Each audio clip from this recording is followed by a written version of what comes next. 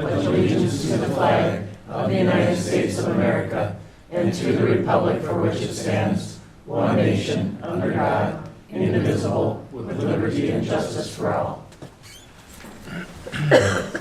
Thank you.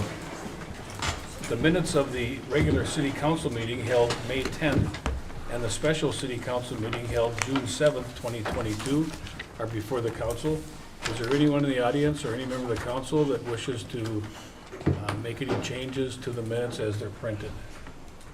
Hearing none, I would entertain a motion for their approval. So moved. Second. Motion's been made and seconded to approve the minutes of the regular council meeting held May 10th and a special meeting held June 7th. Discussion. All in favor of the motion say aye. Aye. Opposed, motion carries.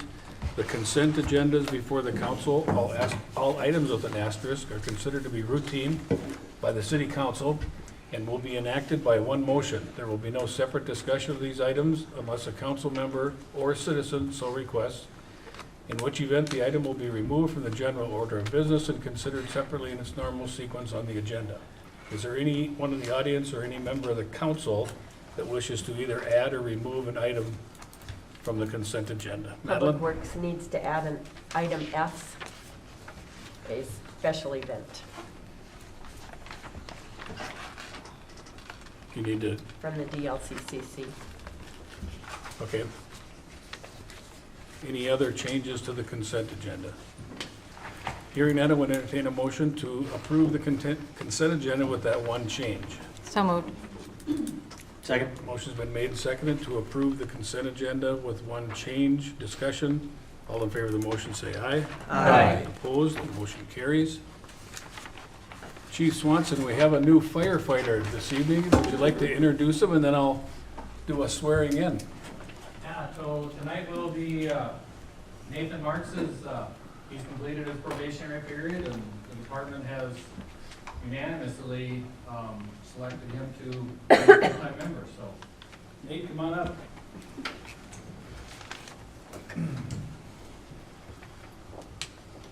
You been to any fires yet? I have. If you'd raise your right hand and repeat after me, please. I, Nate Marks, I, Nate Marks, promise that I will humbly serve promise that I will humbly serve all customers all customers with an urgent response to their crisis, with an urgent response to their crisis, with compassion, sincerity and concern, sincerity and concern, patience, kindness, and respect. patience, kindness, and respect.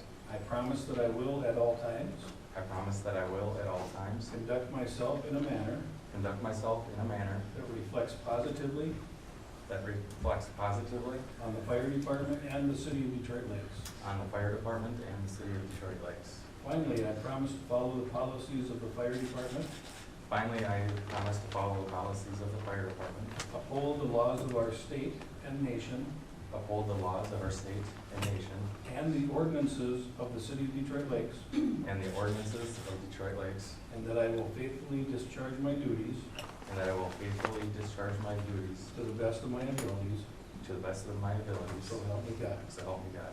You're in. Congratulations.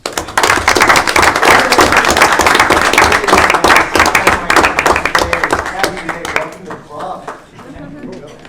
Thank you, So Nate, do you want to introduce your family? I will. My girlfriend Crystal and her sons Noah and Gavin. Okay. Nice to meet you guys. Thanks again, Nate. Appreciate it.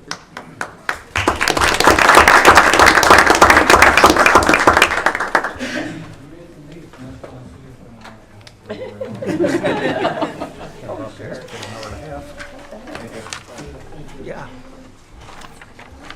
Rebecca Lynn Peterson from West Central Initiative is here with us this evening, and she'd like to appear and address the council and give us a 2022 update. Welcome this evening, Rebecca. Thank you, Mayor Brink and City Council members. You should all have a packet in front of you that I handed out, except for Councilmember Zeman. He's sharing his with the mayor. I will give you my packet when I'm done, Ron. I just want to draw attention to a few things, but first of all, we're doing things a little bit differently this year. Typically, as Kelsey Clem remembers, I show up, I thank you, I make an ask for future support. I'm just here to do an update, and I'll be doing the ask with my colleague Anna Wasesha through a letter to you. We're putting together a booklet that describes our work at West Central Initiative, as it encaptures not only our work as a community foundation, but as a regional development organization. So we're doing a publication that is not 500 pages long, but more like 2. So that'll be in your hands in the next few weeks. On the right-hand side, you'll notice the Becker County fact sheet. Currently, we have 2 board members from Becker County, Jackie Bubolz, who lives here in Detroit Lakes, and Barb Faber from White Earth Nation. We also have several funds with your community of Detroit Lakes, the Area Community Foundation, the Athletic Foundation, the Loan Fund, the Public Education Foundation, and the Public Library Endowed Fund. In the past 2 years, with the help of those funds and also some of the pass-through dollars that West Central Initiative was able to obtain, we've been able to distribute over $1 million in your community of Detroit Lakes. We gave $325,000 in loans and almost $745,000 in grants. Many of those were child care emergency grants. There were 14 child care emergency grants totaling $33,500. There were 7 COVID relief grants that came through deed for a total of $70,000. And there were 37 small business relief grants that came down through deed. We were the distributors of these funds. I know that they used a lottery system, but there were 37 of those grants made in Detroit Lake. So you have a very busy community, and it's obvious when you drive through town, so congratulations. Friend and former WCI board member Amy Stoller Stearns once said to me, "Detroit Lakes, we do community really well." So I do have to agree with her. Congratulations on that. On the left-hand side of your booklet, there's our community action plan. We're working with an organization called Pale Blue Dot. So there's a survey, if you'd like to take the survey as we formulate an action plan for our West Central region. Also at the very back of the left-hand side is our updated strategic framework, just hot off the press.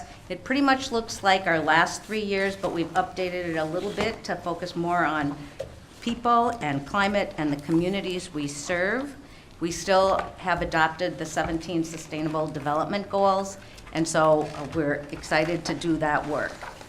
Also, there's a copy of our annual report that really leans into the 17 SDGs, but I'd like to draw attention to the very middle of the book. It'll be easy to get to. It's where the staple opens up the book.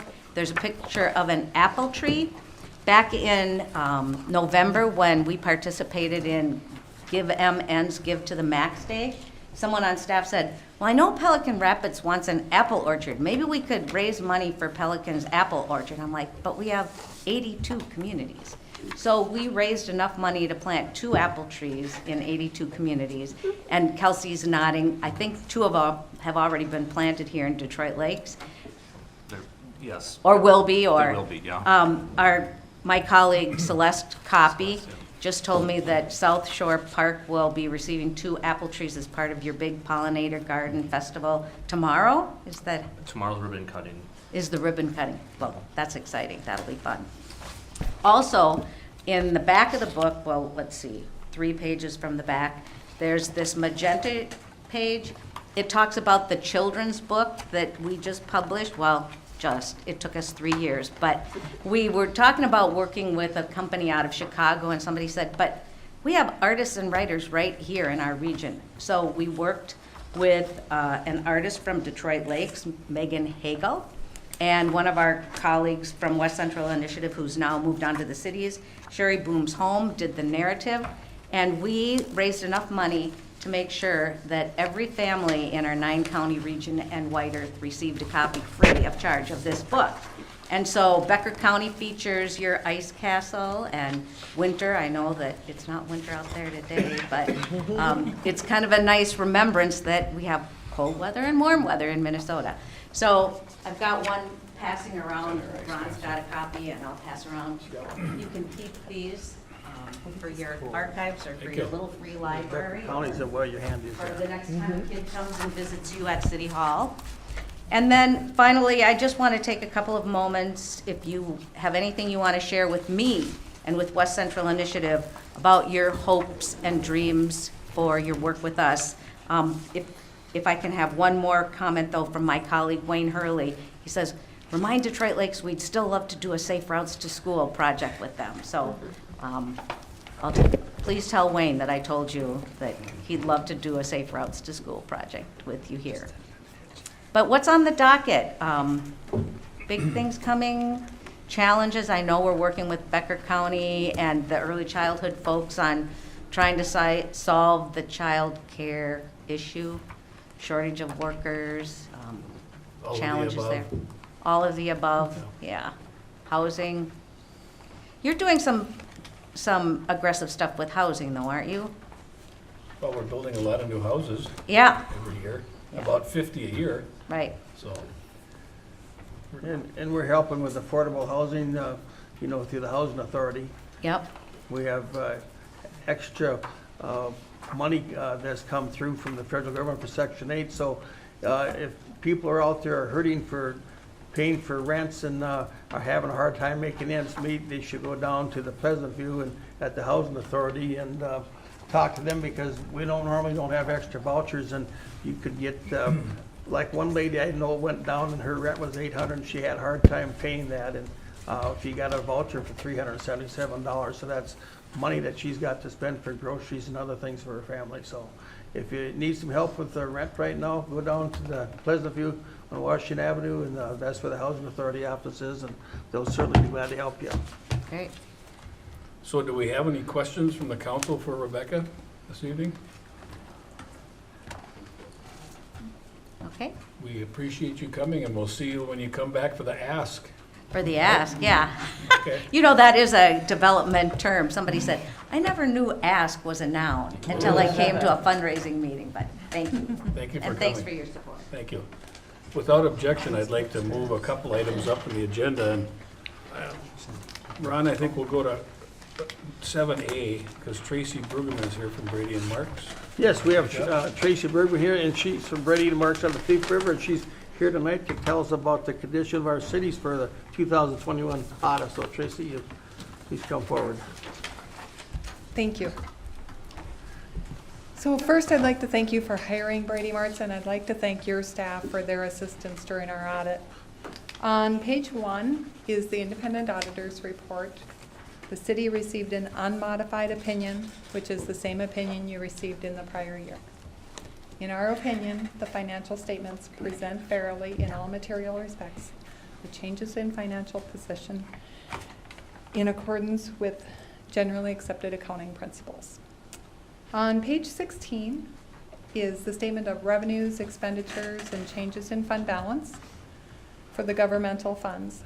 The general fund balance increased $543,000 and ended the year with a fund balance of $6,511,000. On page 23 is the statement of revenues, expenses, and changes in net position for the proprietary funds. This is what you added. Net income before capital contributions and transfers was $6,036,000. On page 102 is our report on Minnesota legal compliance, and we noted no instances of non-compliance. On page 103 is our report on internal control over financial reporting and compliance and other matters in accordance with government auditing standards, and we noted no instances of non-compliance. And on page 105 is our report on compliance for each major federal program and on internal control over compliance required by the uniform guidance.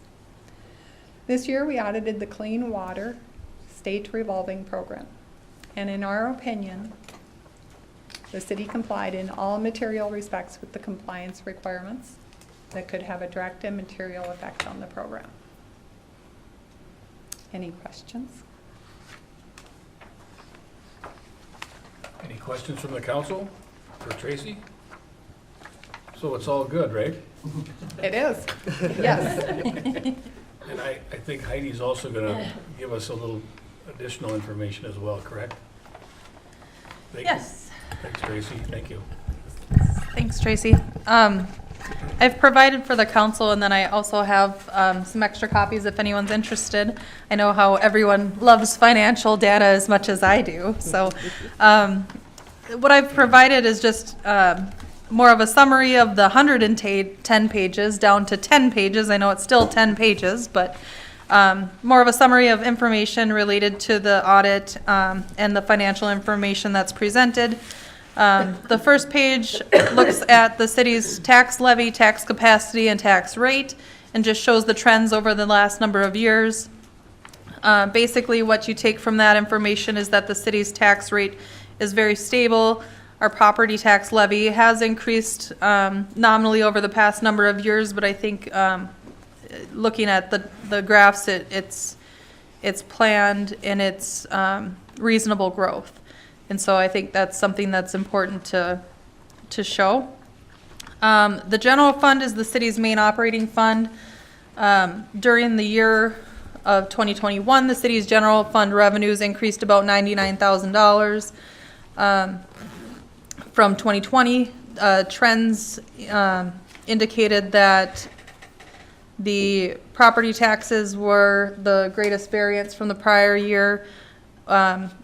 Property taxes increased $376,000, just over that from the prior year, due to primarily the city's levy increase, which was put into place, and then also an increase in collections related to the city's 2 franchise fees for cable and gas. Licenses and permits increased about $66,800, mainly due to liquor license revenues. In 2020, liquor license fees were refunded back to those liquor license holders due to the COVID pandemic to try to mitigate some of the effects of that pandemic. That was not done in 2021 to the extent, and so those revenues were recognized in 2021, which caused a variance from the prior year.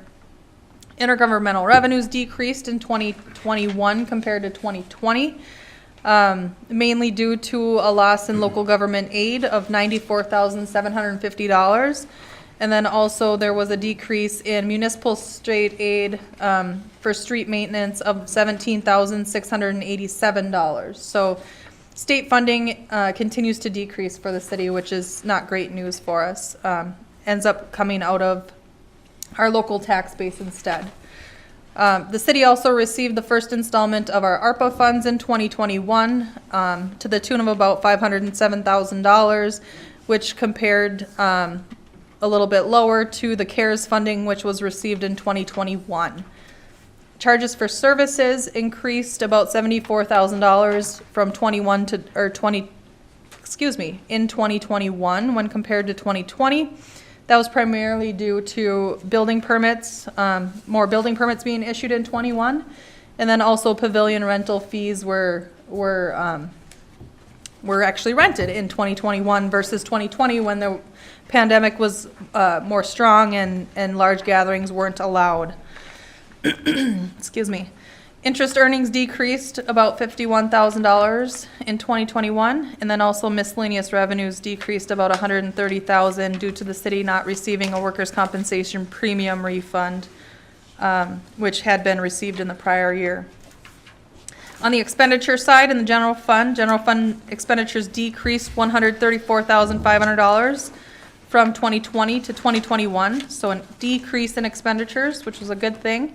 The most significant change in expenditures was the miscellaneous category, which was related to that CARES Act funding that was received in 2020, which was not received in 2021. So that money was received in 2020, it was spent in 2020.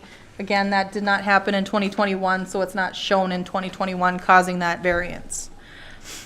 Other notable changes include the change in, of course, employee wages and union contract changes from 2020 to 2021. And then also just a matter of us changing accounting systems. We upgraded our systems during 2021.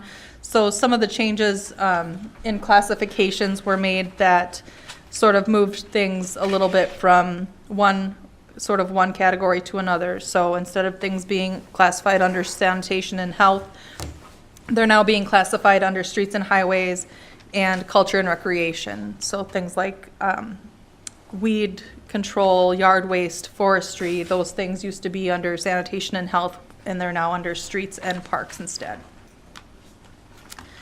When we compare budget to actual revenues came in higher than what we had budgeted by about $709,000, and most of that was due to that ARPA funding that the city received last year. Again, that was about $507,000 of that 709 that was received over the budget. Another large variance due to budget was the liability insurance dividend that the city received. We had budgeted about $10,000 for that and received actually a dividend of $63,902. Excuse me. Also included in the general fund was the sale of the 150th sailboats and the merchandise related to the 150th sesquicentennial. We did not budget for those items because we didn't really know what to project, and so those caused some variances due to our budget.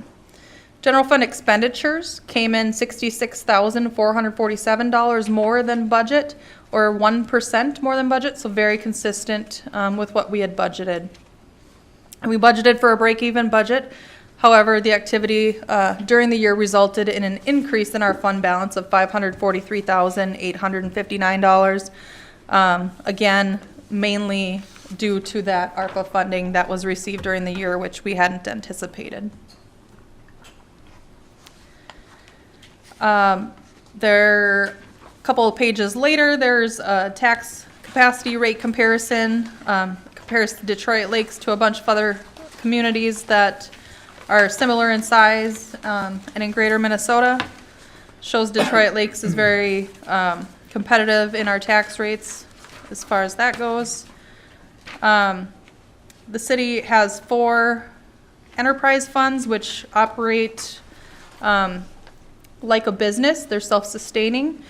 The first one is our electric fund. So operating revenues in our electric fund increased from the prior year by about $850,000. And that increase was due to the polar vortex that happened at the very beginning of 2021, and then the very hot, dry summer that happened last summer. So we sold a lot more electricity because of the very cold conditions very early in the year, and then the very hot conditions that summer. So those items caused that fund to increase revenue from the prior year by about $850,000. Our jet turbine was not in service during the year, so that revenue did not come to fruition. However, the sales, those increase in sales did more than make up for that jet turbine loss in revenue, so we were fortunate there. Operating expenses increased by about $109,000, and that increase was primarily due to increases in wages and benefits related to those wages. Also an increase in the sponsorships. The Public Utilities Commission approved a sponsorship of the Detroit Lakes, the DLCCC, in the amount of $300,000 over 3 years, so a $100,000 commitment in each of 3 years to help them get through the COVID pandemic. And so those factors ended up increasing those operating expenses by about $109,000. Overall, the electric fund's net position ended up decreasing about $1.7 million from the prior year. However, this decrease was planned because of some large major capital investments. The largest of those being the AMI meter replacement project. So all of the electric meters around the city and to all of our customers were replaced with meters that are able to be read electronically. And then also the South Substation project. So those 2 really large major capital investments resulted in a decrease in the electric fund's net position. The second enterprise fund is the water fund. Operating revenues in the water fund also increased from the prior year by about just under $359,000. Again, this increase was due to the really hot and dry summer. We just ended up selling a lot more water than a typical year because people were doing a lot more outdoor water mainly. because it was so excessively hot and dry. Operating expenses in the water fund decreased quite a bit, about $893,000, and that was due to that, again, meter replacement project. It had began in 2020, however, in 2021, we weren't able to finish that project yet because of supply chain issues and getting the water nodes in to be able to finish that project. So we had a bunch of expense in 2020, didn't have that expense in 21, so it showed a major decrease in operating expenses because of that. The water fund's net position increased $892,000 from the prior year and ended at $1.35 million. The third business type fund the city has is the wastewater fund. The operating revenues in the wastewater fund also increased from the prior year by about $179,000, and I'll give you one guess as to why that happened. It was the hot, dry summer. As you probably are already aware, the wastewater charges are based on your water usage, and so if you use more water, you get charged more for wastewater as well. So again, it didn't go up as much as the water because a lot of that water was outdoor water, but some of that indoor water was also, being used at an increased rate. Operating expenses increased by $874,000 in 2021. This was due to half the cost of that meter replacement project in the water side being charged to the wastewater fund. Because wastewater bills are determined based on your water usage, we thought it only fair that the wastewater fund chip in on those costs of that large project, so we did that during 2021. And so the wastewater fund's net position ended up increasing by about $2.78 million from the prior year to just under $10 million. And then finally, the liquor store fund. The gross profit from the liquor store fund decreased from the prior year about $80,854. Decrease was due to decreased sales. 2020 sales were just unusually high because of the COVID pandemic. It's a little hard to chase those figures and keep up with them, but the liquor store was still incredibly busy during 2021, so just couldn't quite keep up with that 2020 pace. The gross profit margin for 2020 decreased very slightly, but still a very great margin. So from 2020, the margin was 26.65%. In 21, it was 26.38%. So margin's still looking quite good. So nice work, Randy. Operating expenses increased the incredibly minimal amount of $804 from 2020 to 2021. So very, very conservative there. And then the liquor store's net position increased $440,355 from the prior year. So it's putting away some more cash in the liquor fund. That is all I have for the audit summary. So do we have questions for Heidi or Tracy? I would like to thank both of them for the great job of recording this for us. And the thing that I like best is our tax rate. And people at home don't have this sheet, but out of the 10 cities that we're compared with in our area for comparable size, Detroit Lakes, once again, is second from the bottom with a rate of 40.71. And you can compare us to Brainerd, which has a tax rate of 72.86, East Grand Forks 70.98, the city of Moorhead 44.86, Thief River 52.85. So we're doing a great job trying to keep those rates down. Like I said, we're second from the bottom. The only town that's lower is Alexandria at 39.08. So just great job to the city for the watching the taxpayers' dollars. Any further comments or questions from the council? If not, we need to approve the audit report. I'd Correct, Ron? like to make a motion that we go ahead and approve the 2021 audit report that we just heard about. I'll second it. Motion's been made and seconded to approve the 2021 audit report. Discussion? All in favor of the motion, say aye. Aye. Opposed, the motion carries. Thank you again, Tracy. We'll see you next year, I suppose. Thank you. Yep. Without objection, I'd like to jump into the community, or the Public Works Committee agenda, and we'll start with 6A, Kathleen. 6A, consideration to the request from the Flyers Gymnastics on their proposed expansion project. And we have Lisa Legard here from the Flyers, along with Susan Busker and Ron Sprufka. Ron Sprufka. I had to look carefully there, Ron. And Lisa's going to tell us a little bit about Flyers Gymnastics and why exactly they really are eager to try to do this expansion. Good. Hello, my name is Lisa Lingard, and I am the director at Minnesota Flyers Gymnastics and Fitness. I'm here to share with you all the services that we provide, and I have a short video that I'm going to play that shows all the services that we provide 12 months out of the year. So we have stuff going on throughout all year long, and all the numbers that we have coming in and out of our doors. So I have a video that I'll show, and then I'll talk more and give you numbers on that. Minnesota Flyers Gymnastics and Fitness is a nonprofit organization located in Detroit Lakes, Minnesota. Our mission is to provide a safe atmosphere where fitness is fun and confidence grows. We offer recreational gymnastics classes for ages 18 months to 18 years. These classes are great for progressing and developing strength, flexibility, coordination, listening, self-esteem, and confidence. Our team gymnastics is a program for ages 5 years to 18 years that continue their gymnastic skill set, compete in levels that are standardized by USA Gymnastics. This gives opportunity to travel to other gyms near and far to compete against other teams, developing good sportsmanship and stage presence. Fly Time is our special needs program giving opportunity to all abilities to gain strength, flexibility, and friendship. We offer ninja classes to provide a relaxed and fun environment for girls and boys who dream of becoming the next American Ninja Warrior. We start at age 3 and up to 18 years old. Parents' Night Out is an opportunity to drop your kids off for 3 hours of fun and enjoy a date night together.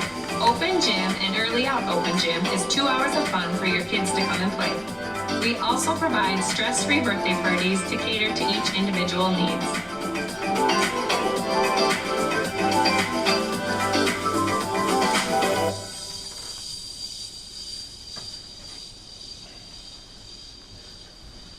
Good. So that is just a little video of all the things that we provide at Minnesota Flyers Gymnastics and Fitness. Now I'm going to go into detail a little bit more on those numbers and why that expansion is so important to us. So we provide gymnastics, that ninja, and then also physical fitness classes for youth. We have over 60 team kids, so they are year-round. Then we have an average of 360 recreational classes or kids in the fall, winter, spring, and summer sessions. Those are 10 weeks long, so we have an average of 360 kids in there. On top of that, that special needs program is our Fly Time program. We have 75 athletes. They come in free of charge. So if you add up those three numbers, the 60 team kids, the 360, and then that 75, we have an average of 500 kids walking in and out of our doors every single week for 12 months. We also provide birthday parties. We have about 8 to 12 a month. We also have open gym, homeschool open gym, and preschool open gym. We provide scholarships for low-income families, so we pay for half of that tuition. So if it's a monthly tuition, we pay for half. If it's a 10-week class, we pay, again, half of that. We also provide a veteran scholarship up to $10,000 for these kids. So once that $10,000 met, then we no longer will provide it, but they get free of charge for that. We also provide field trips for affordable for schools, churches, and other groups that come in. We did 10 of them this year from March until the end of May. We, on top of our Fly Time program, we also have an additional adaptive class for those special needs athletes that get to come in for an hour once a week to continue working their fitness and move those muscles. We tried something new at the end of May and beginning of June. It's a day camp, so where parents could drop those kiddos off and spend a whole day with us. We had lots of structured activity. We had educational activities throughout the whole day. We provided lunch and 2 snacks for them. We maxed out at 50 kids, and we had to turn away kids after that because we only could provide 50 kids for that service. We also do a parents' night out, which is once a month during the school year. We're 3 hours of fun. The parents can drop them off. If they want to go on a date night or just have some alone time or get the houses or chores done, they get to drop their kids off. We provide a meal and physical activity for all those kiddos for those 3 hours, and then parents come and pick them up. With that 360 that I said with those recreational classes, I have to turn away about 40 to 50 kids every 10 weeks because we no longer have any more room for these kiddos to come in. We start during the school year at 9 o'clock in the morning and we go until 9 o'clock at night. During the summer months, we start at 8 o'clock in the morning and go to 7 o'clock at night. We have no more time in our day to provide services for these 40 to 50 kids that I have to turn away every 10 weeks and say, you know, I'm sorry, we don't have the space and the capacity in our current building to provide these fitness opportunities for these kiddos. So what I'm asking is that you guys consider letting us build on, add an expansion to our building. I've gone ahead and talked with Olaf Anderson, who the building currently was built by. They gave us a quote of $2.75 to $3 million for that expansion. That is already in the proposed drawing plans that the city has.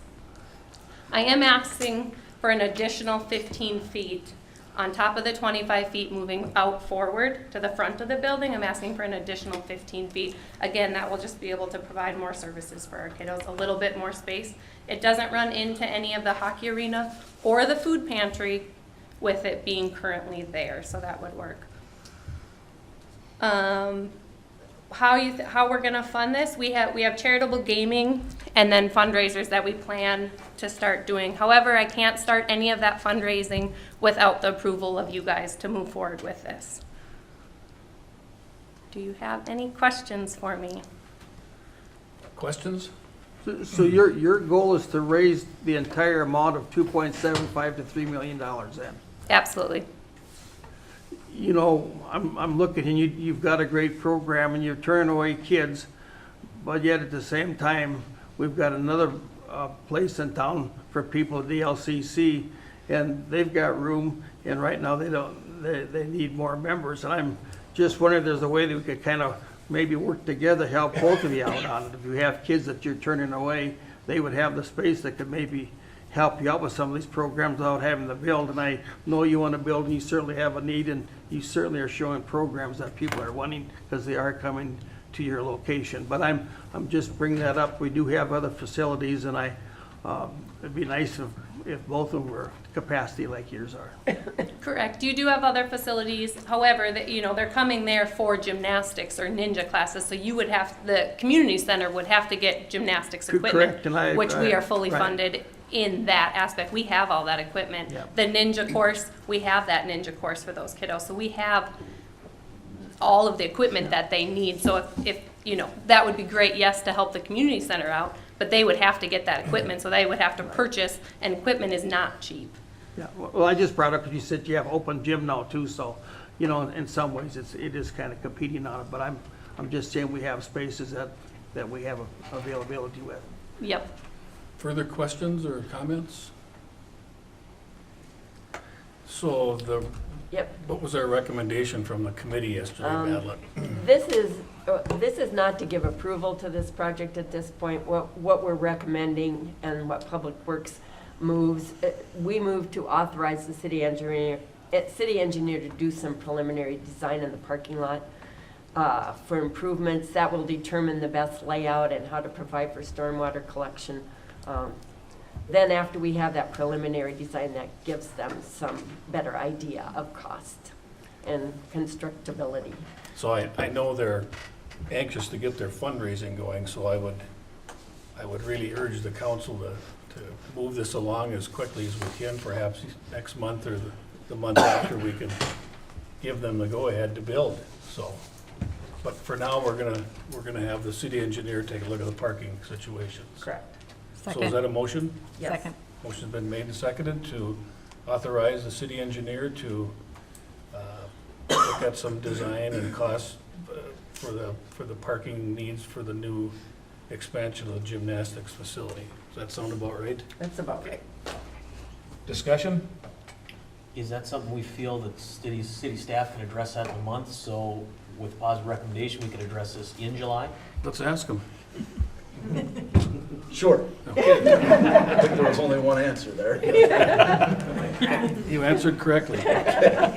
Further discussion?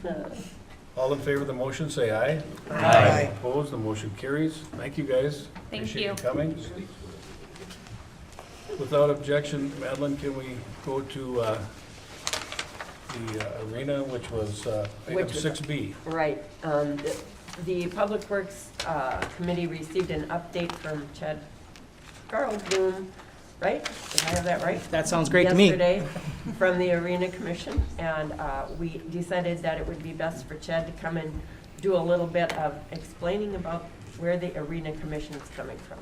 Yeah, so thanks for having me today. My name's Chad Carblum. I chair the Arena Commission. Last I was with you guys was at the special session or the work session you had in December, and we started some conversations about some of the opportunities available down at the arena to look at expansion possibilities. And really that conversation stemmed from the need for some aesthetic improvements on a 1961 building that is starting to show some of its age. The other piece is everybody screaming for more space, right? And everybody needing to have more space for the growth of their programs. The third piece that I would loosely put in there is that as we started to explore some of these options, we started to see the opportunity to create some additional partnerships down there. Currently, we operate basically as a three-legged stool, right? We got the city of Detroit Lakes, we've got the school district, and then the Youth Hockey Association all kind of work together as a means of making sure that our operations are funded, as well as our capital improvements are funded as well. And so, the stability of that three-legged stool is really contingent on the communication of those three entities. And we thought, in this process, can we also explore the opportunity of bringing an additional fourth leg and potentially fifth leg to that stool to create better stability and more buy-in from partnerships in the community. Long story short, we brought that to you, and it became very clear that I, as the chair of that commission, hadn't done a great job of communicating with you guys in the past. So I apologize for that, and that's part of my effort to want to be here today to kind of bring things up to speed as to what's happened since December. Kelsey, I don't know if you have that layout on there. It's part of the memo for the gymnastics. Okay. There's a little bit of a footprint that may be in there, and I'm hoping is in your packet. And I apologize, I don't have any awesome YouTube videos or anything like that, because mostly I wanted to do that, but Kelsey and Sean refused to put on the skates and go out and skate for us. So, sorry, poor humor, but regardless, additionally, the addition we originally were discussing when we brought to you guys in December showed some a new facade basically put on the front end of the arena, accomplishing the goals of creating more space down there, accomplishing the goals of creating an updated aesthetic value of a city-owned asset, and then also creating square footage for a potential performance center type thing where we can bring in another tenant, a fourth leg to the stool, if you will, to have another partner to buy in this project of how we operate and function down there. That's where we started from.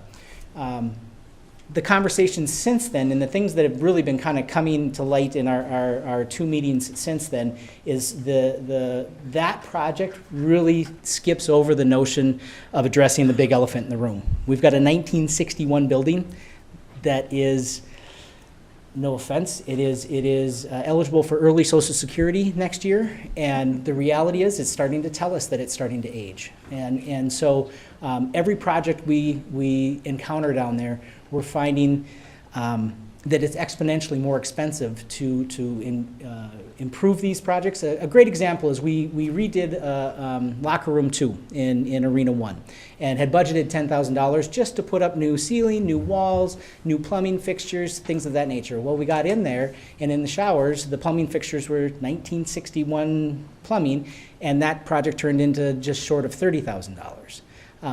The gist of the story is it's starting to show its age. It's starting to speak to us. The dehumidification systems went out last year in both arenas, which were budgeted at $50,000 to replace that, and I'm hopeful that is going to cover that cost.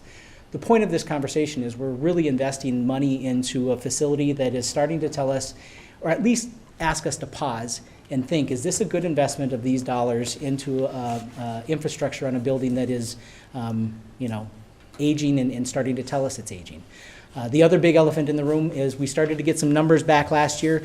Not to get too technical, but in the concrete floor is conduit tubing that is how we freeze the ice. You have to chill that concrete down to 17 degrees. And how they know the brine is what circulates in there to cool it down to get to that 17 degrees. And how they know that that's in a healthy system is measuring pH values in there.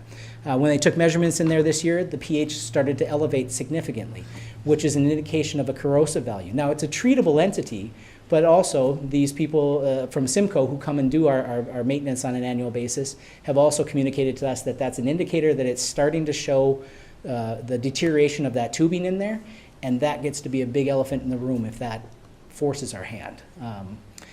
For point of reference, down at the University of Minnesota this year, they're replacing the entire concrete and that tubing system to the tune of about $8 million. So the point of that is that how can we just put these previous conversations of just putting an addition on and not addressing this aging infrastructure of our primary arena without at least having the conversation of, is this a good investment to continue to put lipstick on, for lack of better verbiage, I guess. That evolution has moved into the concept of really conceptual conversations of, if we were going to replace that, how would it look? What would we do? And so that conversation evolved into, what happens if we replace Arena 1? We keep what is currently Arena 2, which is basically, that thing has been completely redone. Hats off to Tom and Sean and that crew. That is a 1998 building that you walk into, and it looks like a 2022 arena. They really have done a great job at a complete remodel down there, to the extent that your existing Arena 2 you probably wouldn't want to touch. The beauty of how we're set up right now is, if you set up Arena 1 in its existing place and Arena 2 straight to the north of it on Rossman, it would allow the opportunity to create a chiller facility in between those two that would be much more efficient at cooling both of those two primary sheets of ice, okay? So your operating costs would be much more efficient. You'd have one Zamboni to operate both of those arenas. You'd also have the opportunity to reclaim the heat to heat the arenas in the new structure, keeping that third sheet of ice as kind of an ace in a hole, where the beauty of that is it runs on a separate chiller system that you can turn it off and you can make it anything you want in the wintertime. If the youth in the high school say we don't need that third sheet of ice, awesome. We have a futsal program in town that keeps growing leaps and bounds. We put an indoor turf in there, and all of a sudden they have a reasonable place to do their winter activity as well. Long story short, we're looking at the footprint down there, and we're trying to make recommendations and communicate that to you, because we're very, very much understanding our role is advisory at best. We serve at the pleasure of you, but we're bringing you information as to try to help make decisions as to what's the best investment, because it's inevitable we're going to have to put some money into that place at some point, and we have been putting money into it. But I think we're at a point where we need to pause and consider, is that a continued good practice given what that building is starting to speak to us? That's my effort at trying to communicate to you our updates since December. I will try to do a better job of being here quarterly. Really, the piece that I didn't address is that parking lot piece that is directly what would be to the, I believe, east of Arena 2, that is Fair Board owned. We fully understand, in order for us to do anything down there, and to be honest, I think, and I'm all for the gymnastics program as well, but for all of us to be able to do the expansion plans or improvement plans that we're hoping for, that piece of property there needs to be addressed in terms of a long-term agreement for us that would help facilitate the ability to make sure we have adequate parking down there for the events and the programming that we're trying to develop down there. So, my ask to you would be, in hopes of us being able to continue those conversations of how do we secure a long-term agreement in that parking lot that is currently, and it will always be Fair Board owned, but how do we create a long-term agreement with them that they benefit from potential upgrades of that parking lot, And in turn, we have a long-term agreement that secures our ability to have adequate parking and utilization down there. And we're engaged in conversation with the Fair Board, Kelsey, correct, regarding the whole fairgrounds layout and the parking lot is included in those conversations, right? Correct, Mayor and Council, and also don't forget, one of the Fair Board members sits on the Arena Commission, so that helps too, so they're part of those discussions. But Well, Chad, we appreciate you coming and giving us an update, and any questions from anybody before we? Well, no, is the ice arena right now completely 100% sustainable? As far as I used to talk to John Steffel, and he's from the school board, and I asked him if the school would be able to put any more money in.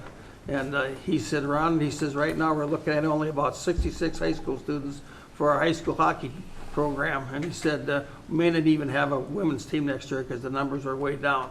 But my question is, how many students do you have in the youth program?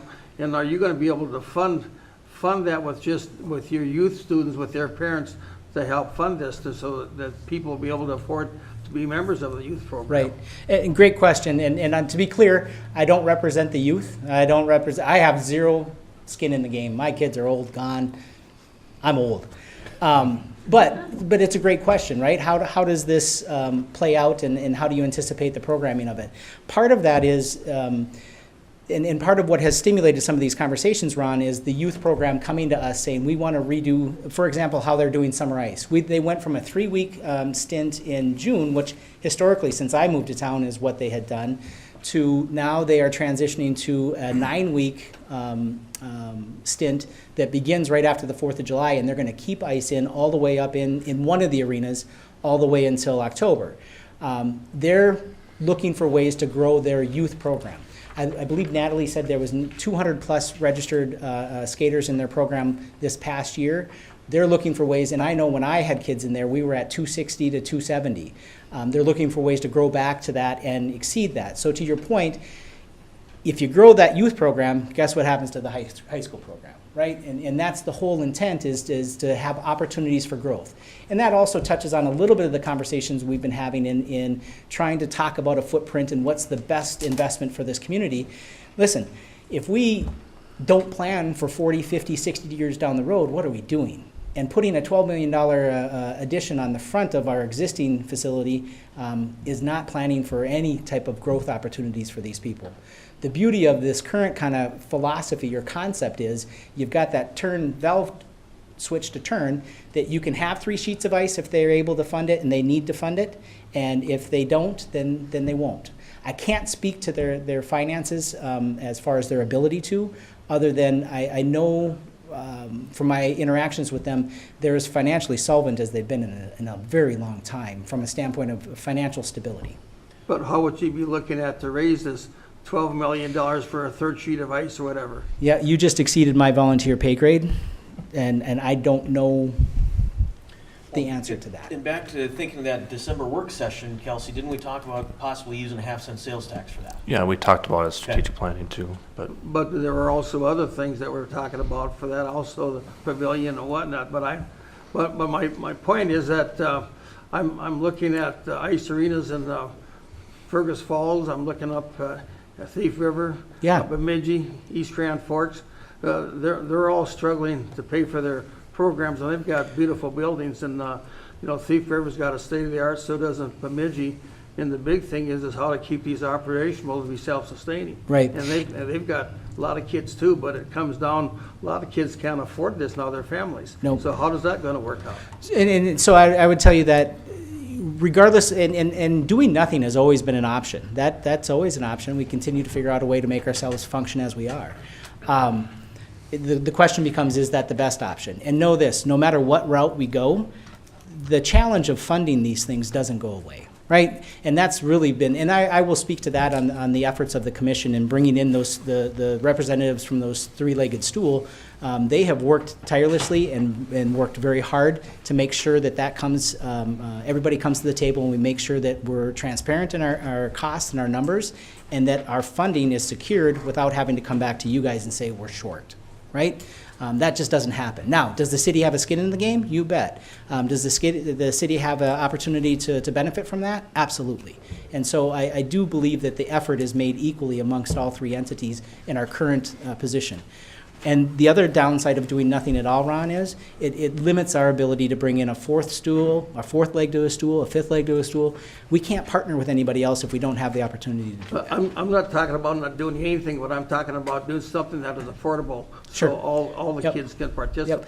And the goal, so when we talk about the concept of doing 2 new arenas, okay, is the goal is always to try to stay net neutral in our operating costs, right? How are we going to do that? More efficient ability to push brine, right? Because you put that chiller pump in the middle, and you're more efficient, and you don't have to pump it across the parking lot over to Arena 2. Now it's stuck right in the middle, so your operating costs can lower there. The other huge piece of it that is the reclaiming the heat from that to heat the facilities in the areas we need to. So, you know, is it a pipe dream to say we want to be net neutral? Of course it's a pipe dream, but would that be our goal? Absolutely. A more efficient operating facility would absolutely be enticing. And John, and if you continue your conversation with John, he's all for that. And he was on board with this from the standpoint of we need to continue to explore these ideas to see if it makes sense. But he did acknowledge that the school cannot put any more in. And my point is that with $5 gas and 200 hotel rooms, how many families are going to have traveling to come to these tournaments you keep talking about? Yeah. You know And- what, Ron, excuse me, but I think we're way off the path here. We called and asked Chad to come and give us a report from the Arena Commission. I don't think we need to grill I'm okay. Chad or anybody else No, about I think how we're just it's, asking questions, yeah, Madeline. but how it's going to be paid for. But you keep after it and after it and after it. Well, because And- that's a big part of how you're going to afford to pay this stuff, because we have a lot of other things we're Well- building. But this, we're not even talking about that at this point. When we get to that point, I'll certainly yield to you to do that over and over and over again. But right now, I don't think we need to spend more time on that. We've got a long ways to go on anything that we do down there, so there'll be plenty of opportunity for discussion from the council. I think for this evening, I think we appreciate that Chad was here to give us an update to the full council and Yes. to keep us informed, so. And that's kind of my goal moving forward, is to hopefully quarterly, and unless you guys want it more often, communicate back the information of what we kind of I talked would about. like as much information as you have on Absolutely. this, Yeah. Yep. because I don't think we're hearing enough. Okay. All right. Thank you, Chad. Yeah. Thank you Appreciate it. guys. Thank you for your time. Thanks, Chad. Is there anyone else in the audience that wants to adjust an item? Sir, in the green shirt, do you have an item you want to adjust? He is under Nope. CDC. Oh, Anderson's here for CDC. Okay. And the pink shirt guy is our guy, right? Yes, that's Wyatt. And you want to introduce him to the council? Wyatt Christensen's our intern this year. I don't know, Wyatt, you want to say a little bit about yourself? I'm currently going to be a fourth-year student at the University of North Dakota, studying marketing. And I'm currently living in Detroit Lakes with my aunt and uncle, while my parents are moving up here from the cities of Minneapolis, and they're currently living in Fargo, and then building a house on Pickerel Lake.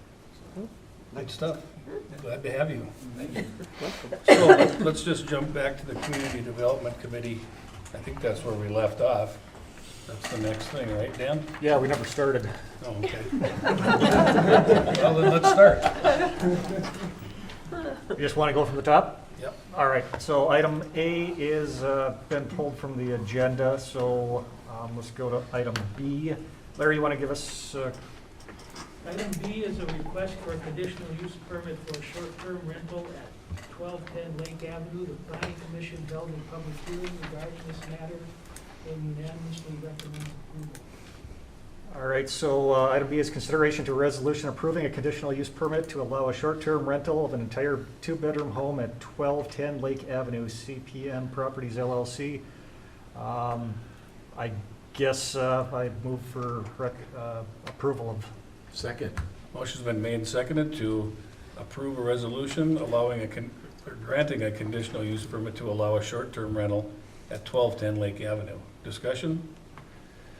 All in favor of the motion, say aye. Aye. Opposed, motion carries. Item C, Larry? Item C is another conditional use permit for a short-term rental at 1139 South Avenue. Avenue, the planning commission held a public hearing yesterday. They recommend approval of this conditional use permit subject to the 13 conditions that are listed in the zoning bylaws. I looked at the new one, and it's the same as the old one.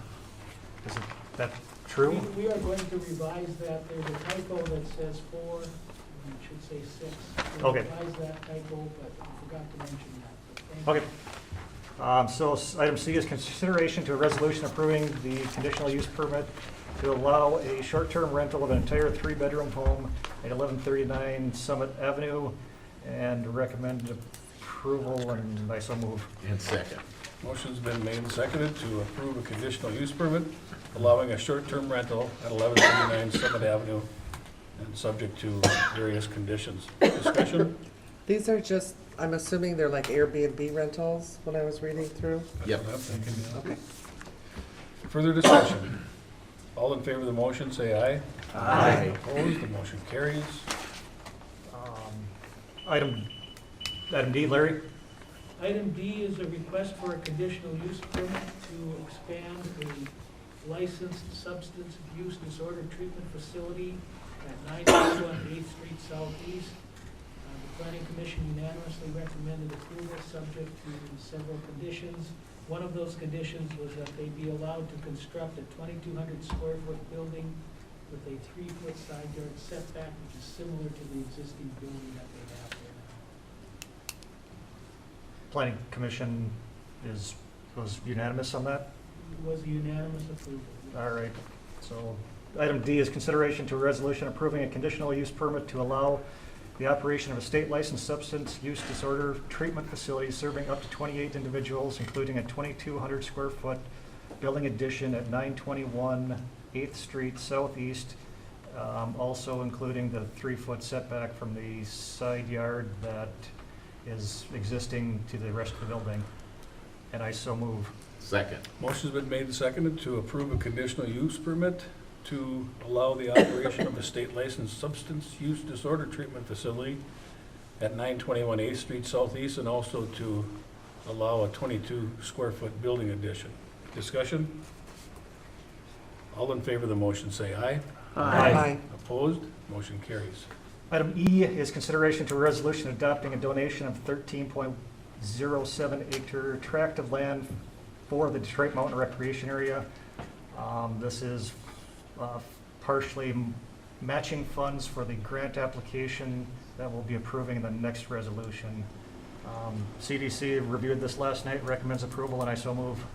Second. Motion's been made and seconded to accept a donation of a 13.07 acre tract of land for the Detroit Mountain Recreation Area from Mark and Cynthia Fritz. Discussion? All in favor of the motion say aye. Aye. Opposed? Motion carries. Item F, Larry, you want to go a little bit? Yes, this next item is consideration to approving a Greater Minnesota Legacy Grant application. We did this earlier this year, but as we were going through the application when it came out, we discovered that they have changed their format, and so in order to make sure that our grant application is accepted, we want to adopt this using the correct format that they have provided for us. This is a total project of $1.879 million. The grant request is for $1,477,522, and there will be a local match of $401,500. So that's it in a nutshell. Thank you. So consideration to a resolution approving the Greater Minnesota Legacy Grant application to Greater Minnesota Regional Parks and Trails Commission and the Minnesota Department of Natural Resources for the Detroit Mountain Recreation Area project. CDC reviewed this last night, recommends approval, and I so move. Second.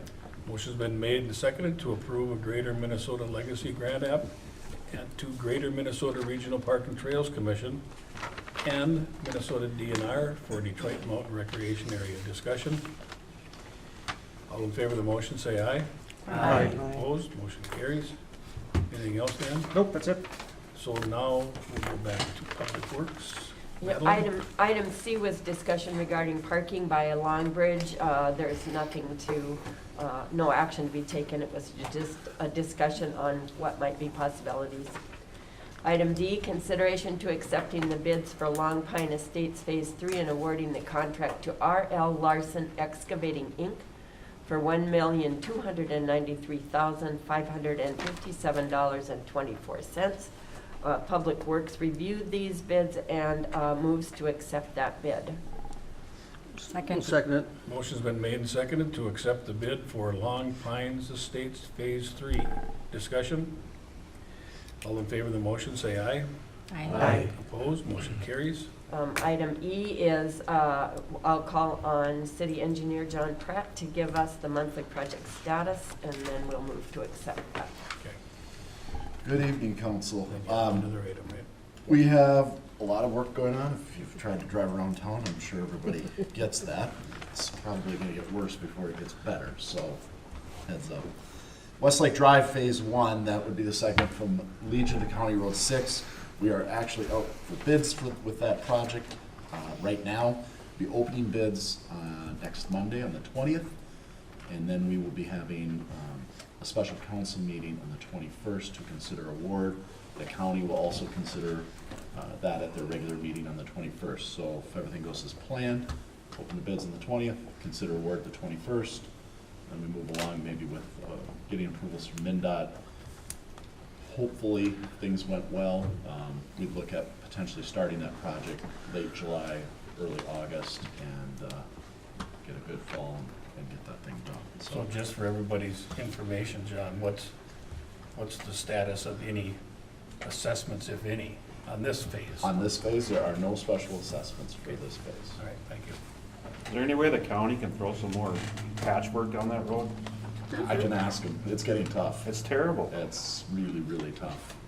We may, I think my guess is they're probably holding out right now to see how the bids come in, and that probably will dictate the level of maintenance that needs to be done. We just need to get it by for a couple months versus, oh boy, we need to get by for longer. But I'll talk to Jim. Westlake Drive Phase 2, really not a lot to update you on. We had our meeting and the special assessment hearing here last week on that. So that project's awarded. The contractor's working on getting materials, indicating that they may try to start that sometime early to mid-July. Berquist subdivision, Ridgeview, that project actually is getting about wrapped up today. They're paving it as we speak, and then there'll just be a few minor items to finish up, and then that one will be completed. Nothing to report on the Brisland subdivision. Willow Homes and Frazee has had a ton of activity. In a nutshell, Saline Brothers is doing a really good job of really getting after it. And the side effect of that, of course, is kind of a lot of chaos, a lot of street closures, but they're making a lot of headway. We should have Frazee Street open here within the next 2 weeks, certainly before the 4th of July, which that'll be nice. They're getting some work done at the Rossman and Willow intersection that will allow that to reopen here probably within the next couple of weeks as well. So that'll provide some reprieve as far as trying to move around town a little bit. And they're charging down Willow Street to the east at a pretty good clip. So was that going to be a concrete street all the way that down to will be Rossman? Rossman to Washington will be concrete, correct. I should mention they're also starting to pour concrete in the alley, I think tomorrow. So those businesses will start to see some. The alley behind the 900 block? Behind the 900 block, correct. So Lake Forest 7th edition, we still have a wear course to put on out there. I haven't heard from the contractors when they're going to do it, but I would expect that to be in the next week or so, and then that'll be wrapped up. Highland Drive, MnDOT's reviewing the final plans along with the county for that project. Looking to bid that here later this summer and have kind of a late summer project on that project. That might be the only one that's worse than Westlake Drive. It's Highland Drive. It definitely is. Yeah, there's no winner in that contest. Long Pine Estates Phase 3, we just awarded that bid. I would expect, again, that project probably won't get going because of supply chain issues until maybe the early part of September, really. But shouldn't have a problem finishing that up this summer. Becker County Museum and the DLCC parking lot, that project's been awarded, but we are waiting really for more progress to happen with the museum in terms of them getting the the exterior masonry work done so that there's some room to go work. At this point, there's just no point even trying. The museum is still moving out of their current building, and then having to do some asbestos abatement before they can demo that. So we're probably looking at August before we can really get going on that project as well. Campbell Avenue and Linden Lane, nothing to report. We're just starting some preliminary design work on that. Same is true with Summit Avenue. I hope to have maybe some layouts for Summit Avenue to bring to the council in July. Any questions for John? Do we need a motion to accept his report? We do. Okay. Public Works moves to accept the city engineer's monthly project status report. Second. Motion's been made and seconded to accept the city engineer's monthly project status report. Discussion? All in favor of the motion, say aye. Aye. Opposed, motion carries. Thank you, John. There's a couple of other things. Kelsey was kind enough not to hop on me for neglecting to add to the bid for R.L. Larson Excavating, accepting that it's contingent on receiving an executed development agreement from the developer. Is that a motion? We'll make that a motion. Make it a motion. Is there a second? Second it. Motion's been made and seconded to That pass a motion to. Well, we're passing in motion that we're awarding that contract contingent upon receiving an executed development agreement from the developer. Discussion on the motion. All in favor of the motion, say aye. Aye. Opposed, motion carries. Our last item is an item that got in too long to be, or too late to be considered in the consent agenda, and that is the application for a special event, a mile run, sponsored by the DLCCC on July 14th. A mile run, I assume it's for kids, down Washington Avenue. And the Public Works moves to up to award that application or grant that application. Is there a second? Second it. Motion's been made and seconded to approve a mile run on Washington Avenue for the Community and Cultural Center, and that's on July 14th. Right. Discussion? All in favor of the motion, say aye. Aye. Opposed, motion carries. That's it. We'll move to back to Finance Committee. Ron? Okay, item 7B, it's a consideration to request from the Becker County Food Pantry. And basically, they're in the process of buying a Fultz building.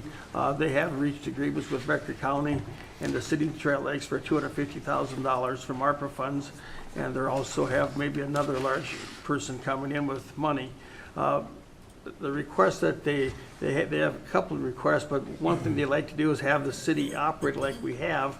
But if we would do that, we asked the county if they'd do a joint ownership with us like we do at the airport, and they said they would prefer not to.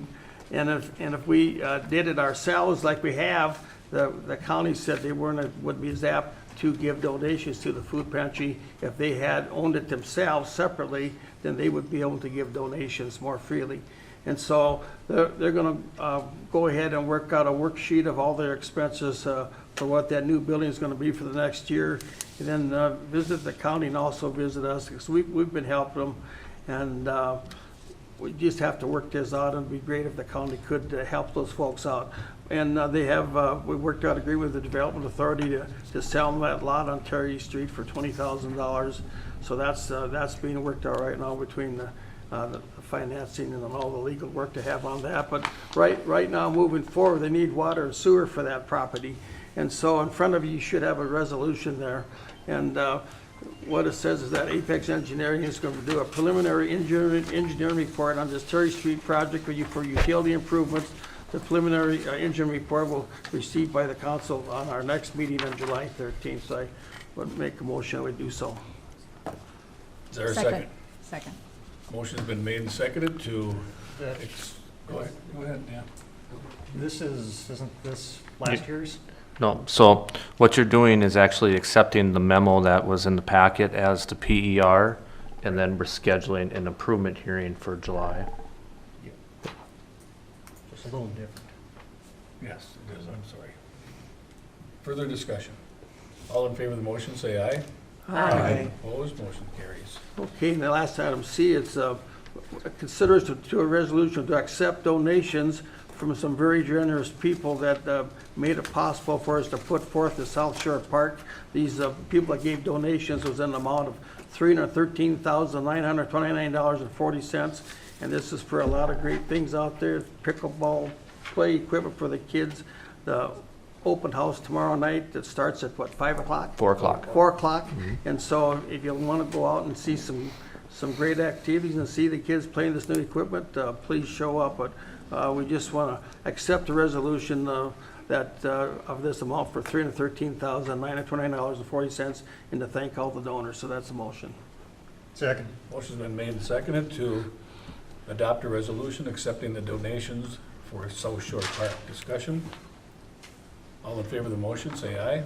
Aye. Opposed? The motion carries. And as Ron mentioned, tomorrow at 4 o'clock, we'll have a ribbon cutting and a few comments, and it'll be fun.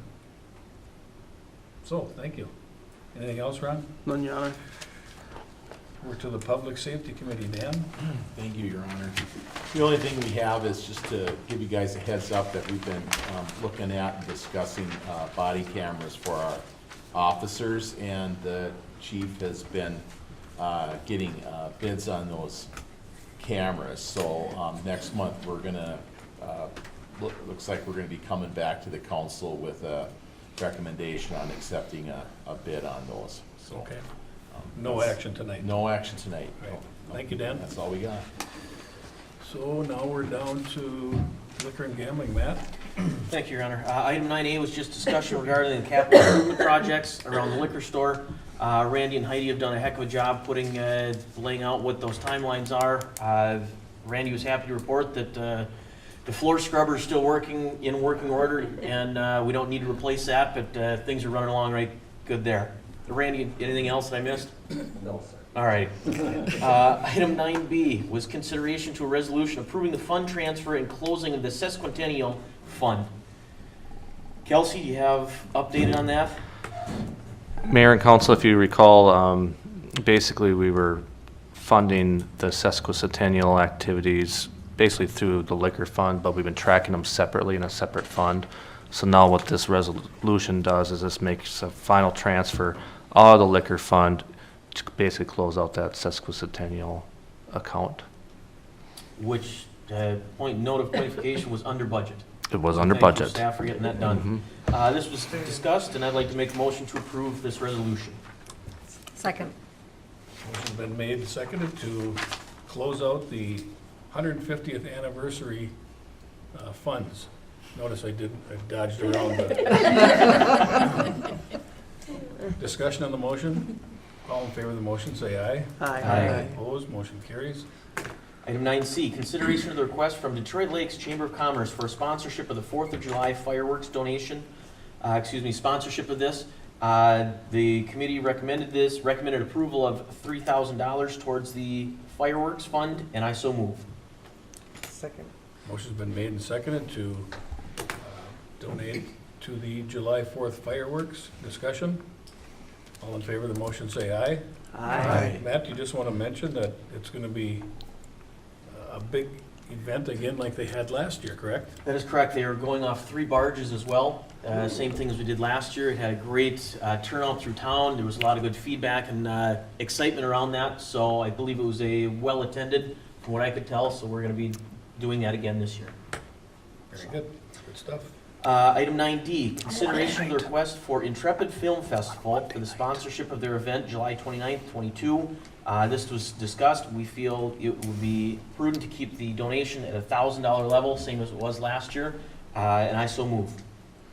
Second. Motion's been made and seconded to approve a donation from the liquor fund to the Intrepid Film Festival. Discussion? All in favor of the motion, say aye. Aye. Opposed? Motion carries. Item 9E, consideration of the temporary expansion permit to Sapphire Sushi, Hibachi, and American Cuisine. This is information in your packet. They're looking to do a temporary expansion to 9/1 of this fall, and that will be between the Frazee Street and the building there. They will be cordoning it off with a 4-foot fence. This was discussed. It's in line with the other temporary expansion permits we do for other businesses, and I would move this forward. So Matt, you said Frazee Street? Frontage road. Frontage road, I'm sorry. Frontage road, Frontage road, right in front of their building. Because I'm thinking it's over here. Yeah, I'm sorry, Right. I misspoke. Is there a second? Second. Motion's been made and seconded to grant a temporary expansion permit for Sapphire, et cetera. Discussion? All in favor of the motion, say aye. Aye. Opposed? Motion carries. That's all, Your Honor. We do have actually one item on the Public Utilities Commission. I'd ask Madeline to take care of that, please. All right, and I think I'll just call on Vernell Okay. to explain what they're talking about. And actually, when we're done with this, Vernell also wants to talk to the council a little bit about another matter, correct? That is correct. Okay. Mayor and council, on May 25th, we opened bids for the project on Westlake Drive to put that feeder underground. Castor Incorporated was a low bid at $433,582.00. So we recommend approval of that bid to Castor for placing that overhead distribution to underground. I so move. Second. Motion's been made and seconded to accept the bid for the installation of underground electrical on Westlake Drive Phase 1. Discussion? All in favor of the motion, say aye. Aye. Opposed? Motion carries. Go ahead, Vernell. Okay, so recently in the news, you probably heard about energy shortfalls in the upper Midwest, or what's called in the MISO footprint. So for those of you that don't understand all my terminology and all my jargon, I provided a little bit of map that looks like this and talks about what MISO is in the MISO footprint. It's the Mid-Con Independent System Operator. It runs from into Canada down all the way into Louisiana, southern part of Louisiana to the coast. All the energy markets, energy that's generated, sold, and purchased happens within the MISO footprint. That's the energy market that we reside in. They have sent a notice out in April saying that they're going to be significantly short of generation capacity under extreme weather events during the summer. So they are projecting 124 gigawatt. Yes, that's a gigawatt. That's a lot of energy. Load while only having 119 gigawatts of available generation within the MISO footprint. So what that means is there's not going to be enough generation to meet load under peak conditions. So what's going to happen is they will be sending out notices to utilities within the MISO footprint to do load curtailment on peak days. Now, what does that mean for us? Well, if it gets really, really hot and a high pressure system comes in and the wind quits blowing, we're going to have outages. That's about the simplest way that I can describe the complexities of working within the MISO footprint. So yesterday we sent out a news release to the media outlets describing what the shortfall is within MISO. Tomorrow we're going to start getting together with the staff, city staff, and start coming up with a game plan about, if necessary, how are we going to curtail load and manage rolling blackouts within Detroit Lakes. When this first came up a month ago, I was really concerned about parity within the MISO footprint of curtailing load. And what I mean by that is if Detroit Lakes has to shed 10% of their load, are all the other utilities that are impacted within the MISO footprint going to have to shed 10% of their load? And the answer is yes. We will not know that exactly the time it's happening, but once it all shakes out, the audits are done on the load curtailments, market availability and pricing, they will verify that everybody did their part to protect the system. I've had a lot of communities come in and ask me and call me and ask me what happens if we don't do it. Well, there's a scalpel approach, there's a hatchet approach, and there's a sledgehammer approach. If communities do not voluntarily shed load, the balancing authority, which we reside in Otter Tail Balancing Authority, will force breakers open. So we could give up 10% of our load, or we could give all of our load up, and the entire community could go in the dark. I've lived through this personally back in the day when I actually worked for a living. There was an outage in the western part of the United States. It started in the west coast, migrated, and it was eastern Colorado before that outage got stopped. If utilities do not curtail load, because it's very, very critical, everybody understands generation equals load and load equals generation every minute of the day, all year long. If that gets out of balance, bad things happen. And if they don't curtail load and the system collapses within the MISO footprint, I also provided another map that shows what the east-west interconnect is. It's a little black line on that. Everything to the eastern edge of the MISO footprint would probably go in the dark if the system collapses, and it would be 2 weeks to do a restoration within everything east of them. DC ties, to the eastern edge of the MISO footprint. So this can become very, very catastrophic. It takes a long time to do restoration, and this is being brought on by the early retirement of what I call large rotating mass generation, and not building enough renewables and replacement generation to fill its spot. We thought this was coming 5, 6, 7 years down the road. We got the markets got caught because when COVID started, a lot of the load went away. The economic recovery happened faster and at a higher rate than anybody anticipated. A lot of coal plants shut down at the onset of COVID because they didn't think we were going to be needed anymore, and the market got caught flat-footed. Unfortunately, it puts us in a situation where we may have to have rolling blackouts. So tell us how you're gonna curtail, or what? Who curtails and who sheds load locally? You call us up and tell us to turn the light switches off, or what? To some extent. Okay. The first thing will happen is we'll send out an alert saying that the load is very high, asking people to voluntarily curtail load, turn their air conditioning down, do unnecessary activities at a later time, do their dishes, do their laundry after the peak times.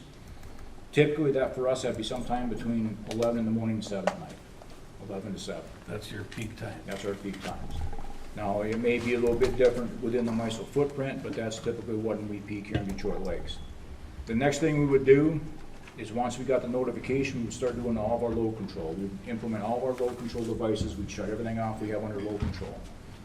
If it goes beyond that, we'll start reducing voltage on the system, and then we'll start taking circuits out in a systematic manner to get to the threshold that they tell us to curtail. So they tell us to curtail 10% of our load on a hot day. We'd be about 3.5 megawatts of load, which would be just about everything south of County Road 6 and north of North Tower Road. So Shut down? Shut down in the dark. They will probably ask us to do 10% reductions in 3 steps. 10%, 20%, 30%.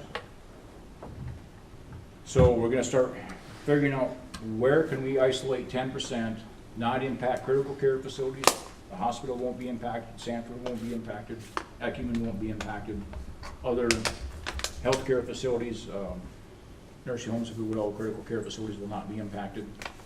We're gonna try to avoid downtown, and we're gonna try to avoid anybody in the industrial park. Commercial industrial customers like BTD, Team, Lakeshores, their processes to ramp down production take so long and ramp it back up. We're really gonna try to avoid sending them notice of doing a shutdown, simply because of how complex it is for them to do that. We think we can manage this by residential load control, those that have generation on site in town, the wastewater treatment plant, the water treatment plant, the police department, possibly the jail, and other facilities we've identified that have generation with them to run. That'd get us about almost halfway to the first 10% step. So we've got a pretty good running start on this, but it's gonna be painful. When is it gonna happen? I don't know. How quickly will it happen? We don't know that either. It's very fluid. It's extremely dynamic when it happens. There's 3 energy alerts we'll have to deal with. EEA1, EEA2, EEA3. They're progressively worse. We could go from 0 to a 2, 1 to a 3. Hopefully the markets are sharp enough not to go from 0 to a 3, because please don't do that to us. SPP and WAPA did that during the polar vortex to some communities. No notification, they just opened up the breakers. And everybody started getting calls, and what happened, they realized that the transmission system was out. That's a pretty sledgehammer way to do it. So how quickly can this whole mess be fixed? Depends how we vote for our elected officials, or what? There's a significant portion of this that is being driven by failed energy policy within the administrations, yes. I'd like to paint that picture any different, but it is. The last 2 administrations have not created adequate energy policy for this country. And realistically, depends on how things can quickly get permitted. We're looking at Gregory County, Missouri River's looking at Gregory County Pump Storage. It's a large facility in south central South Dakota. Pumped hydro to backhaul and fill in for wind and solar when wind and solar is not producing. But that's a 15-year project if it goes fast. So we could be facing this for every year. We could, but one of the things I talked to the commission about this morning is our jet turbine is out of service right now. We're trying to get that back in and see if we can nurse that along for a few more years. We may be looking at local generation again, simply for reliability. Simply for reliability, to keep the lights on in Detroit Lakes. So, Aaron. I guess my concern is more winter than summer. Is this gonna be a concern in the winter months? Depends upon natural gas supply. Natural gas supply right now is pretty high. The cost is pretty high. It was $8.14 a million BTUs last week. Normally it should be in that, this time of year, should be in that $3.5 range, $4 at its high. I can see natural gas getting pretty high. But as an example, I've been watching the MISO markets to give me an indication of how real this is. Yesterday morning at 8 o'clock, the energy in the northern end of the MISO market was 30 cents a kilowatt hour at 8 a.m. in the morning. It should have been 3 cents. So that tells me the generation is short, the market is constrained, it's driving the price up, natural gas generation is driving the price up. Yeah, I think we're gonna be okay in the wintertime here, but it may be dicey. It may be So expensive. should a person go buy a generator then, you know, for, like the people of Detroit Lakes, should they go out and spend 10, 15 grand on a generator for a backup? No, I'm not there yet. Okay, I'm not there yet. sure. And I'll be honest with you, even if you want one, I don't think you can get one. Mhm. I know an individual that's on a neighboring rural electric co-op, was gonna get on their generation program. He called him in February and says, you're number 100 on the list and we don't know where we're gonna get you one. Mhm. So right now, it's difficult to find that. If we go into these rolling blackouts, we're gonna try to do it an hour on, or an hour off, and then an hour on, and if we have to go back, it'd be another hour. Try to keep, so there'd be no customer be off for more than an hour at a time. We are reaching out to those that have medical necessary equipment to make sure that if they're impacted, how long they can provide, oxygen, medical support without energy, and limit the impact to them. We're gonna be reaching out to our customers, hopefully plenty in advance, get things on the radio, get things on Facebook, get things on the website, try to get as much notice out there as we can to conserve and curtail, and hopefully we can mitigate this and not have outages. But Monday's gonna be a tough day. It's gonna be 102 on Sunday if the weather man is right. He's about as accurate as I am most days. Monday's supposed to be 97, and then I think we're gonna get some relief after that. So Monday will be the day, typically when you see these peaks come, it's about the third consecutive day of either hot or cold weather. Everybody's just tired of it and wanna go get comfortable. Yeah. Well, keep us posted, and we look forward We to will. hearing next month where things are at, And I'll try to keep everybody give as much notice as we possibly can, keep all of you in the loop so you know what's going on, and the same thing with the commission. And we'll do our best to mitigate this and lessen the impact of the customer. Did you say you gave a press release out to the press? Yes, it went out yesterday, and I provided all of you a copy of it as well. Okay. So if you have any questions, just give me a shout and I'll walk you through it. All right, Brunel, thank you. I'm down to the appointments here. I would like to recommend to the council the name of, no, I'm not ready for that one. Ron, where are we at with you're still talking to some individuals on We're the still HR working, yes, vacancy? Ernie Mancini, he has some health problems, he had to resign, so we're looking for a person to replace him. We do have a couple names, but if you have somebody you think would be good for housing, please let me know, or Susan down at the Housing Authority. Okay, I would recommend the name of Tyler Swenson to be appointed to the Planning Commission to fill Marcus Locker's seat, which expires December 31st, 2023. Tyler, by the way, is the son of the late Patty Swenson, who was the Becker County zoning person. So I would entertain a motion for approval of Tyler. So moved. Second. Motion's been made and seconded to appoint Tyler Swenson to the Planning Commission. Discussion? All in favor of the motion, say aye. Aye. Opposed, motion carries. I would like to recommend the name of Judd Severson to be appointed to the Sports Arena Commission to fill the seat of Shiloh Wall, which expires December 31st, 2024, and I would entertain a motion. So moved. Second. Motion's been made and seconded to appoint Judd Severson to the Sports Arena Commission. Discussion? All in favor of the motion, say aye. Aye. Opposed, motion carries. I still don't have a recommendation for the council for the Community Foundation. I'll try to get that at the next month's meeting. Anything else from the city staff that needs to be brought before the council? Mayor and council, just one thing I was going to, as mentioned, the special council meeting for next Tuesday. I tentatively have that scheduled for noon.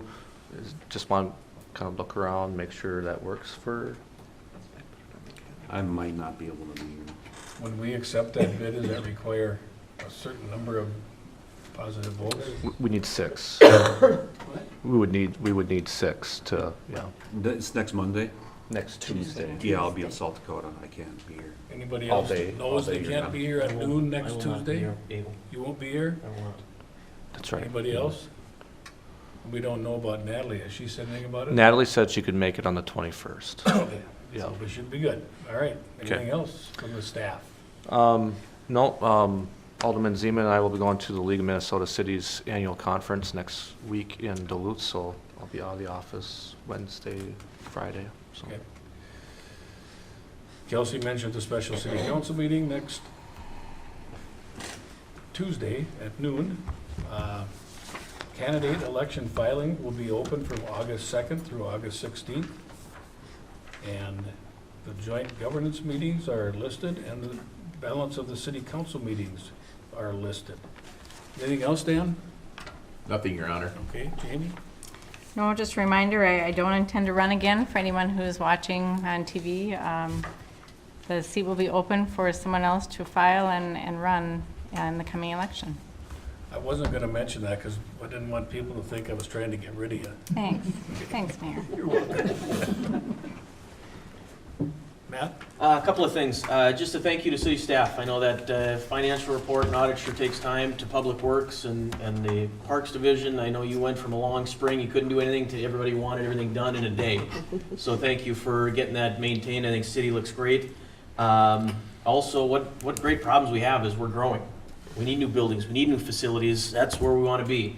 The other thing, putting a plug in for Heidi, going back to your tax rate, this all falls back in August, public, or the meetings to look over the agenda and budget. We are the second lowest, but keep in mind, this isn't a race to the bottom. We got to invest in ourselves and we got to put money where we need to keep growing as a community. The last thing, my cell phone number for the media, 218-234-3229. Please, I'd love to have people call me. So. Don't you get enough robocalls? There's plenty of them. Madeline, anything? Yes. I'd just like to say that it's been an honor and a privilege and a pleasure. I'm actually a person who loves meetings, so this job has just been terrific for me. But I think after 14 years, it's time to hang it up and get some new blood on the council. So I will not be running for that open seat at large. So that's an open seat at large. That means anyone in the city limits can run. So please consider it and think about it. It's a great opportunity, and these are great people to work with. Okay, thank you. Ron? Well, I just want to say thank you to the firemen and police department. We had a drowning here this past week, and they were right there to help the family to find that body. We've also had a number of fires, and even though the fire chief is down on volunteers, they still got the job done, and a special thank you for all of that. And I also want to mention again, it isn't very often that the Housing Authority has extra vouchers. And what that means, that's money to help families that need help paying their rent. If you're a renter and having struggling times paying that bill at the end of the month, get a hold of the Housing Authority at Pleasant View Apartments, fill out that form, and if you qualify, they'll give you a lot of help. And it's money that you can use then that would go into rent to help buy groceries. So please go down and see them, because believe it or not, if we don't get rid of all those vouchers, they can be penalized. And it isn't often we get this money, but it's kind of like ARPA money. But they've gotten rid of quite a few of them already, but there's still some left, and this doesn't happen very often. So, and once you get on that voucher program, you stay on it if you keep qualifying every year. So that's the good news. So if you need help for your family and you're renting, go down and see them. Dan? Nope. Wendy? Nothing from me, thanks. I just want to say thanks to Jamie and Madeline for your years of service, and you guys are stuck with me for another couple of years, and I would encourage anybody out there that wants what's best for Detroit Lakes to run for office. That's all I got. Thank you. The business of this council has come to a conclusion. The meeting is adjourned.